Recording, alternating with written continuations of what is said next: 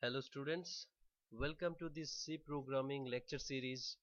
This is the second lecture, which is the second part of the first lecture. If you have not watched the first lecture, please go to the first lecture, watch it and come to this lecture. In this lecture, we'll be discussing different types of user interface. Here, one is graphical user interface, another one is character user interface. So earlier, we used to use character user interface. That is, one example is DOS, MS-DOS, where we need to remember different commands and we have to type all these commands, and the computer used to work on those commands and we used to get the results. So at a time, only one command is possible to be executed by the computer. And in graphical user interface, all the modern computer softwares are in graphical form, means we use our mouse, we have a graphical screen, we click on the different parts of the screen describing different operations, and we perform our operations. No need to remember commands. What we see, we can do the things. And this graphical user interface is actually very user friendly for the computer user. They no need to remember different commands and easily can manipulate the computer.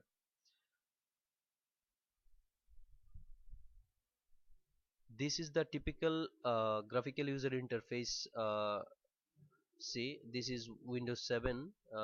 Here one person is using the computer using the mouse and the keyboard, where he can see everything on the screen and can use. That means what we use as user, we use mouse and keyboard and we operate on the computer. We see everything on screen, the icons, the buttons, the text boxes, then input buttons, different buttons, and we give our instructions to through keyboard and mouse. We are very much familiar with this screen. This is the Windows 7, the home screen, where we have these buttons and we have this taskbar icons, and what we see, this the whole area is called window. So in any graphical user interface, in any graphical user software, where everything is displayed on in the form of window. Window means this rectangular area where everything is displayed. So we are very much familiar with this screen because every applications, that is software, on phone, on computer, everything is actually a graphical user interface system. So this is a character user interface where we are in this DOS mode or DOS command interface, where we have to type all the things in a in text based or character user interface. So this is a list of command which a user has to remember for different operations. So this is very much tough to remember different commands for operation, different operations. So after this, let us discuss about different parts of computer. Here, this is a desktop, and inside the desktop we have these components. This is these are the components a typical computer system actually consists of. Say first let us look at this system, which is a desktop, where we have a mouse, we have a keyboard, we have a monitor, and we have this box, what we call the box, which is including all the different components on the right side. So what this box consists of, the box mainly consists of a processor, which is which sometimes we say CPU, central processing unit. This is the processor, and we have a main memory. This is called primary memory, or sometimes main memory. We have these different other components, like we have secondary storage, where we store our information for further use, and we have different other components, such as we have this fan to cool this CPU, because CPU executes so fast, and it is consist of different components, many components, so it gets heated, and this CPU fan is required to cool it down. Here is the power supply. We call it SMPS. We have this CD/DVD ROM, and this is the total. We say it's a parent board where we mount, we connect all these different components with each other. So this is this is the diagram, including all these components. A very, it's very complex to an learner. There is a the who sees the computer inside first. So this computer is actually, the computer is actually nothing but these two components, three components here. One is central processing unit and the main memory, and this is the input output devices. This is the clean diagram of a computer. So if anyone wants to understand how computer works, that person need to go through this diagram. This is the actual diagram can explain how computer works. So the modern computer system having this computer central processing unit and this input output connections, input output devices, and this memory, that is the primary memory. So the modern that is modern computer system works like this, that all the instructions, all the commands, all the programs or softwares will be stored in the memory, and CPU will execute the instructions from the memory. So CPU performs all the calculations which are written in a form of instruction, which are stored in the memory, and the memory will store all the instructions and data related to particular task. If you want to do some calculations, if you want to do some operations, then we will be writing all these instructions which will actually complete that operation, and will store those instructions, set of instructions, in the memory. Sometimes we call it a program, and those instructions will be taken by the CPU, and CPU will execute, and the result will be displayed on the monitor. And if any input in between during the execution, if any input is required, then the input will be taken from the keyboard or mouse, you can say. These are that's why the user input output devices are connected to the computer. So CPU executes the stored instructions. So this concept is called stored program concept. The scientist von Neumann has discovered this thing, that instructions and data will be stored in the memory, and CPU will execute those instructions taken from the memory. This is called stored program concept, and this is devised by John von Neumann. So what we gather in the memory, the instructions and data together, it's a group of instructions together called program. So any program is actually for a particular task. So if we want to do some calculation, suppose if we want to do addition operations, then we need to take information, we need to take those values to be added, and we'll write the addition instruction, then we'll display the result.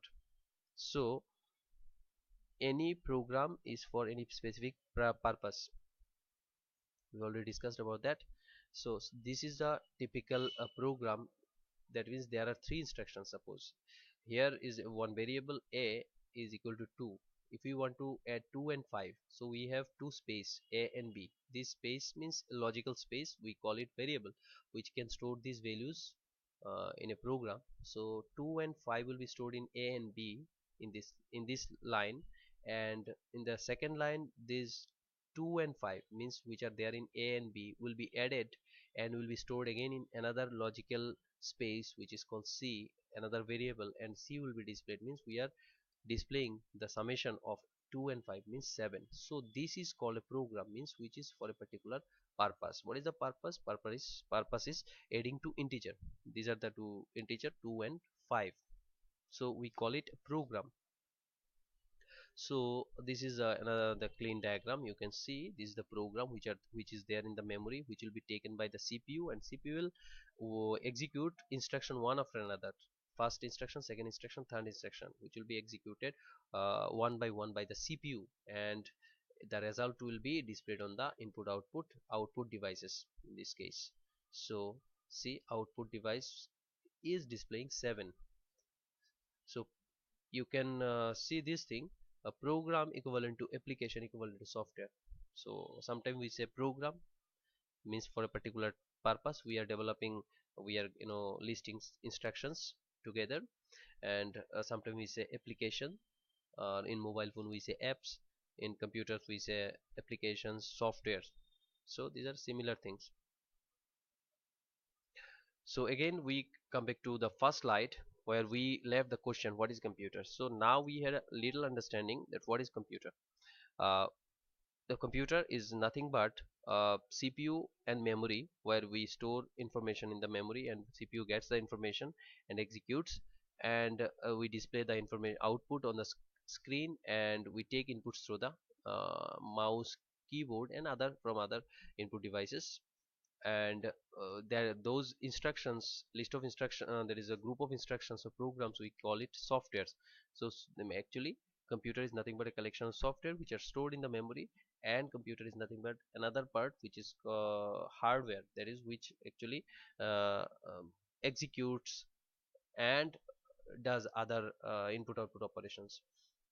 Computer is nothing but a collection of software and hardware. So here the softwares we listed is actually they are also working like this. So at this point I want to discuss another thing, that in this list actually there are two types of software. One is called application softwares, another is called system softwares. What are these two things? Application softwares, what we usually use, all the application softwares means uh, for any particular purpose we use particular software. For playing music we use Windows Media Player. For browsing internet we use browser. For playing video we use VLC player like this. For gaming we use different games. So these are the different application softwares. For typing text we use MS Word. For preparing presentation we use Microsoft PowerPoint like this. So for any particular purpose we have softwares. So those of softwares are called application softwares. And there is one software in the system which manages all these softwares and the hardware, which is called operating system. So in this case Windows 7, one example of operating system. So this Windows 7 is not doing a particular task but managing the hardware and the application softwares. This Windows 7 kind of software, that is operating system, is giving the platform to the application softwares to be run by the hardware. So this operating system, on one side it is managing the application softwares, and on the other side is managing the hardware. So here you can see these are the application softwares, and Windows 7 is a operating system.